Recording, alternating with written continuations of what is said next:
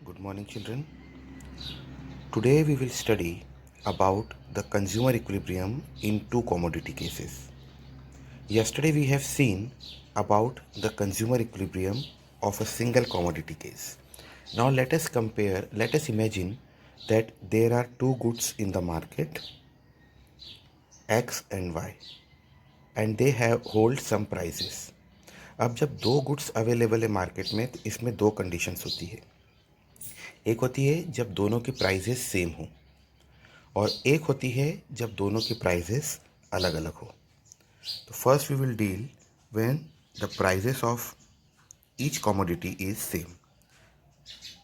When single commodity case we have seen what was the consumer equilibrium, MUX equal to PX। अब यहाँ हम देखेंगे जब दो कमोडिटीज़ हैं और दोनों कमोडिटीज़ की प्राइस, X कमोडिटी की प्राइस होगी PX और Y कमोडिटी की प्राइस होगी PY। तो MUX upon PX will be equal to MUY upon PY and that will be equal to MUM। ये MUM क्या है? Marginal utility in terms of money. अब जैसे कि अपन ने कल क्वेश्चन देखा था उसमें क्या था, मार्जिनल यूटिलिटी ऑफ X। जब marginal utility of X price के बराबर होती है, जैसे इस क्वेश्चन में आपको दिख रहा है कि MUX 3 है और प्राइस भी 3 है, तो हम कितनी कमोडिटी लेंगे कि हमें इक्विलिब्रियम मिले? 3 कमोडिटीज़। इसी तरह से यहाँ क्या होता है कि जब MUX अपॉन PX की वैल्यू MUY अपॉन PY के बराबर आ जाती है तब उसको हम इक्विलिब्रियम की कंडीशन कहते हैं। जैसे ये क्वेश्चन,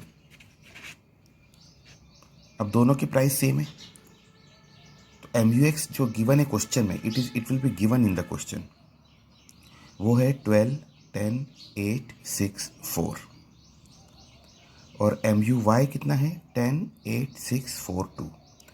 एक बार फिर याद दिला दूँ, MUX और MUY कैसे बनते हैं? MUX कैसे बनता है? MU upon given utils of that unit. X के यूटिल्स अगर 1 होगा तो MU और MUX बराबर होंगे। X के यूटिल्स अगर 1 रुपये इक्वल टू 4 यूटिल्स होगा तो जो भी गिवन MU है उसको 4 से डिवाइड करेंगे तो हमें MUX मिल जाएगा। Similarly with Y। I hope it is clear. जैसे आपको क्वेश्चन में MU गिवन, अगर हम इसको मान लें कि ये 12, 10, 8, 6, 4 MU है और 1 रुपये इज इक्वल टू 2 यूटिल्स है, तो MU का MUX क्या बन जाएगा? 6, 5, 4, 3, 2। अंडरस्टूड? मगर यहाँ पर डायरेक्ट आपको MUX और MUY दिया है। तो डबल कमोडिटी केसेस में MUX और MUY दोनों दिया होगा, यूनिट्स कंज्यूम्ड आपके पास है, तो इसमें हमें क्या देखना है कि कौन सा MUX है जो MUY के एग्जैक्टली बराबर हो रहा है। अब ऐसे अपने को अगर हम देखेंगे तो यहाँ पर 2-3 मिल रहे हैं। कैसे?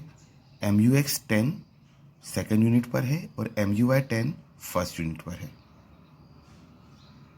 ओके, मगर यहाँ पर प्राइजेस सेम है तो हमें उस चीज़ को नहीं देखना है। जब प्राइजेस सेम होती है तो हमें क्या देखना है? सबसे ज़्यादा यूटिलिटी किसकी आ रही है यहाँ पर?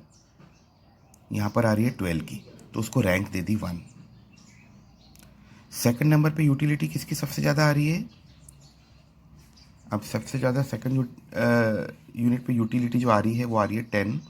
अब ये 10 MUX में भी है और MUY में भी है, मगर जो first rank we have given to MUX, तो second rank we will have to give to MUY। तो सेकंड रैंक हम किसको देंगे? MUY में जो 10 है। थर्ड रैंक ऑब्वियसली MUX के 10 को, फोर्थ रैंक MUY के 8 को और फिफ्थ रैंक हम देंगे MUX के 8 को। तो इस तरह से हमने रैंक्स दे दी। Are you getting? अब इसमें क्या होता है कि जो कंज्यूमर होता है वो अपने मैक्सिमम यूनिट्स को सेटिस्फाई करना चाहता है, या हम बोलें कंज्यूमर इक्विलिब्रियम तब आएगा जब he will get the maximum possible utilization. अब अगर आप इस टेबल को ध्यान से देखें तो इस टेबल में आप देखेंगे कि इसके अलावा ऐसा और कोई कॉम्बिनेशन नहीं बन रहा जिसमें उसको मैक्सिमम यूटिल्स मिले। यहाँ उसको कितने यूटिल्स मिल रहे हैं? 12, 10, 10, 8, 8। If we add all this we will get 48 utils. Okay, it means if he spends his money on any other combination, then total utility would not be equal to 48, it will be lesser than that. So in this case, he will consume 3 units of X and 2 units of Y, and he will get the consumer equilibrium.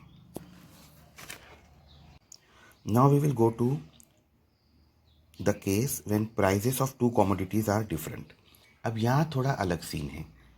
यहाँ हमें basically 3 चीज़ें लगेगी. MUX, MUY obviously. उसके बाद हमें लगेगा हमारे पास money income कितनी है, थर्ड थिंग. उसके बाद बजट लाइन की इक्वेशन.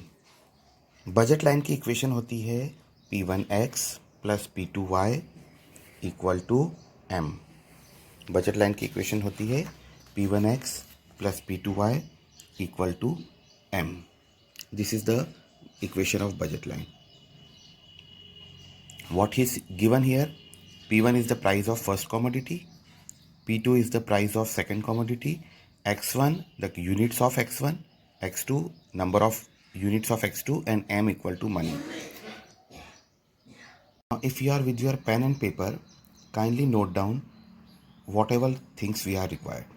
इसमें इस क्वेश्चन में गिवन है price of good 1 is ₹10, price of good 2 is ₹2, money income of the consumer is 30. अब हमें इसमें क्या करना है, see this chart. This is the chart for commodity X. Units are given, MUX is given and price is given. That is given in the question also. अब हमने इसको क्या किया, मनी की टर्म्स में निकाल ली, मतलब MUX अपॉन PX निकाल लिया. और MUX अपॉन PX क्या है, ये वाली वैल्यू है.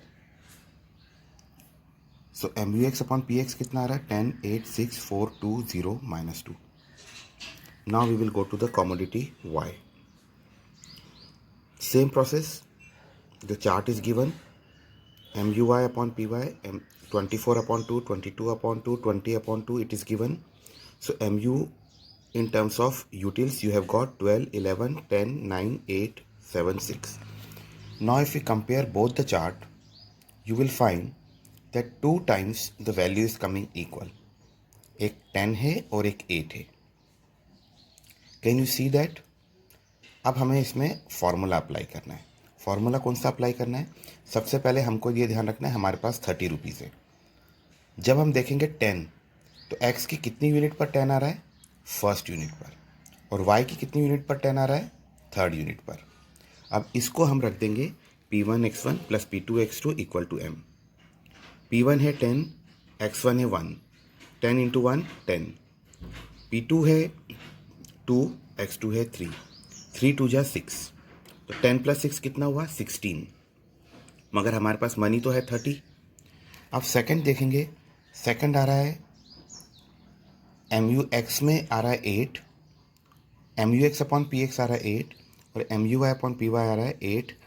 तो MUX जो आ रहा है वो आ रहा है सेकंड यूनिट पर, MUY अपॉन PY जो आ रहा है वो आ रहा है फिफ्थ यूनिट पर. अब हम इसी इक्वेशन में जाएंगे, तो P1 है 10, MU है 2, 10 इंटू 2 20, P2 है 2, मतलब प्राइस ऑफ सेकंड कॉमोडिटी है 2, और X2 जो है नंबर ऑफ कॉमोडिटीज़ है 5. तो 5 इंटू 2 10, और यहाँ आ रहा है 10 into 2 20. Number of units of X is 2 and price is 10 rupees per unit. It is given in the question. तो 10 2 ज़ा 20 और 2 5 ज़ा 10, 20 प्लस 10 आ रहा है ₹30. In that case, MUX upon PX is exactly coming equal to the MUI upon PY, and hence we can generate the equilibrium condition, that is MUX upon PX is equal to MUI upon PY. और graph जो बनेगा वो इस तरह से बनेगा. X के values 0 1 2 3 4 5 6 7 8 ये MUs Y एक्सिस पे आ गई, और Y की MU जो आ गई वो दूसरी तरफ लाइन खींच कर आ गई.